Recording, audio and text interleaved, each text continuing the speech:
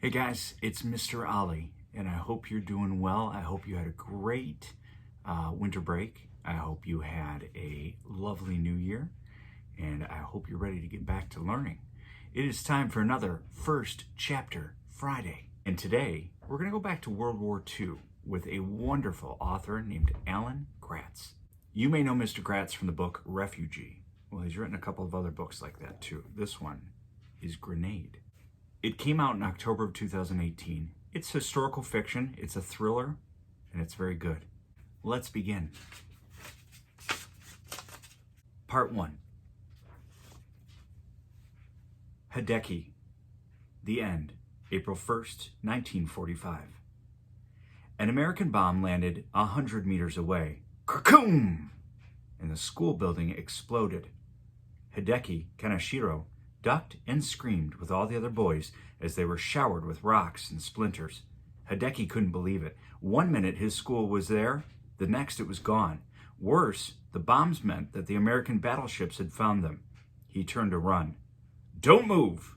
Nobody is to move. Hideki froze. Every atom of his being told him to run, to find a cave somewhere to hide. But Lieutenant Colonel Sano's voice was so commanding, so forceful, that he didn't move. No one did. Even the governor of Okinawa, who was already 3 steps towards the shelter, stopped in his tracks. Return to your ranks, Lieutenant Colonel Sano yelled. Hideki inched back into line with the other boys and stood at attention, his heart pounding. Takeshi, another 4th-year boy, whimpered softly beside him. Katsumasa, who was Takeshi's best friend, stood ramrod straight, a bead of sweat rolling down his face. What's the matter, babies? Yoshio whispered from the row of students behind them. Ready to run home to mommy? Hideki's neck burned hot with shame for being scared. Yoshio was a 5th-year boy who had made it his personal mission to terrorize all the 4th-year boys, especially Hideki. Yoshio was half a head taller than Hideki, with arms as big as tree trunks and a face full of chickenpox scars that made him look twice as old. Hideki had always been the smallest boy in the school, and Yoshio had never let him forget it. Hideki was 14 years old, but looked like he was 12, with a round boyish face, thin arms and legs, and short cropped black hair.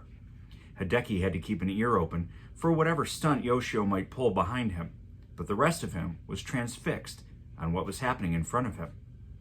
If he could have moved without being scolded, Hideki would have made a rectangle with his fingers like a photographer had shown him once to frame a picture of what he was seeing, and what a picture it would have made.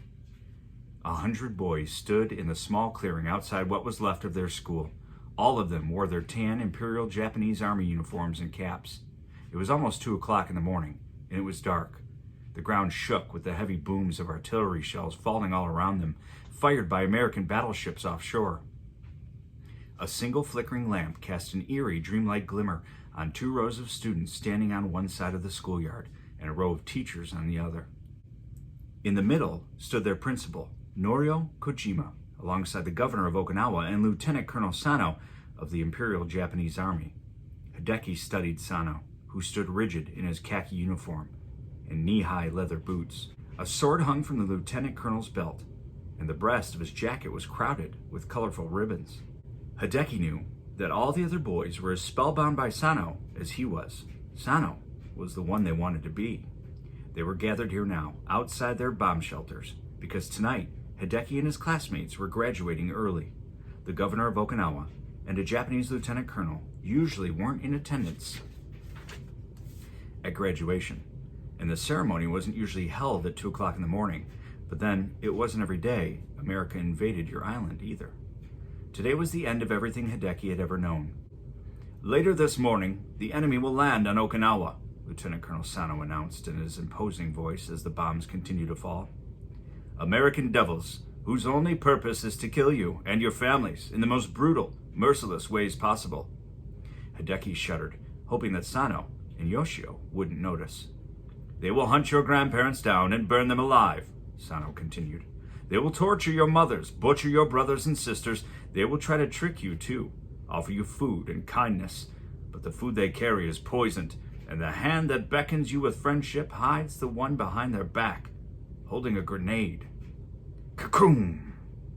Another bomb exploded nearby, destroying a tree that had stood for generations, but no one was going anywhere now. Sano had their attention. Hideki knew that America and Japan had been at war for almost 4 years, fighting each other all over the Pacific in places like the Solomon Islands, the Philippines, and Iwo Jima. Then, a year ago, the Imperial Japanese Army had arrived in force on Okinawa to dig defenses for the inevitable American invasion. Okinawa was a tiny island, just 110 kilometers long and 11 kilometers wide. It lay south of the Japanese mainland and had once been an independent kingdom with its own language and religion. But Japan had annexed Okinawa and made it a province back when Hideki's grandparents were children. And now, because Okinawa belonged to Japan, the American army was coming to attack. From this moment, Sano went on, his voice heavy with importance, you have graduated from students to soldiers. You are now the Blood and Iron Student Corps. Each of you must be ready to die a glorious death in the name of the Emperor. This is your island. It is you who should be fighting for it, not the Imperial Japanese Army. You must fight like demons to protect your homeland. 1 plane for 1 battleship, 1 man for 10 of the enemy. Another bomb exploded nearby, and Hideki cowered. He agreed with Sano, but if this ceremony went on too much longer, he would never get to trade his life for 10 American soldiers. An American battleship would kill him and all the rest of the students with 1 shot. Fearless as he was, Sano seemed to come to the same conclusion. He nodded, and one of his lieutenants went down the row and put 2 grenades into the hands of each middle schooler. Hideki glanced at Takeshi and Katsumasa in disbelief. The IJA was giving them real grenades. Hideki accepted his 2 grenades. Each was cylindrical, like a drinking cup, and weighed about a pound. They were a little bigger than Hideki's hands and looked like pineapple-shaped lanterns painted shiny black. What's this? Yoshio asked, and Hideki turned to look. Yoshio had been given 2 grenades that were very different from Hideki's. Yoshio's grenades were made out of pottery. The American naval blockade has made metal scarce, the lieutenant explained. Some of you will be given ceramic grenades. Ceramic? Yoshio said when the lieutenant moved down the line. But if these crack, they're useless. He glanced up, saw Hideki had been given 2 metal grenades, and quickly took them without asking, pushing his pottery grenades into Hideki's hands with a wolfish grin. Hideki wanted to complain, but he knew it was pointless and would only make things worse with Yoshio. Hideki examined the glazed brown pottery grenades he'd been stuck with. They were the size and shape of baseballs and much lighter than the real metal grenades. Inside the small rubber cap at the top, there was a match-like fuse and a little piece of rough wood. You activated the grenade by striking the fuse against the wood. But Hideki had no idea how fast the fuse burned and how long he would have before the grenade exploded. The complicated trigger distressed him, and the soft clink of the delicate pottery grenades against each other made him worried that they would crack, or worse, explode in his jacket pocket. But if these grenades work, Hideki thought, I can finally overcome my family's curse. I can prove to Lieutenant Colonel Sano and to Yoshio and to everyone that I really am brave, and I can make the Kaneshiro family fearless again.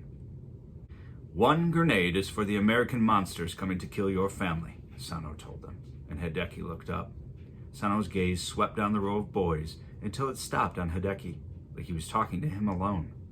Then, after you've killed as many Americans as you can, Sano added, you are to use the other grenade to kill yourself. Wow.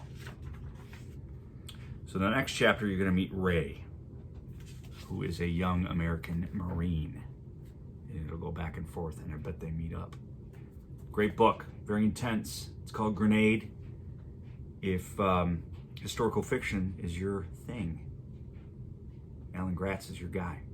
Thank you guys for listening. I hope you're doing well. Hope you enjoyed First Chapter Friday. Have a great weekend. We will talk to you soon. Bye-bye.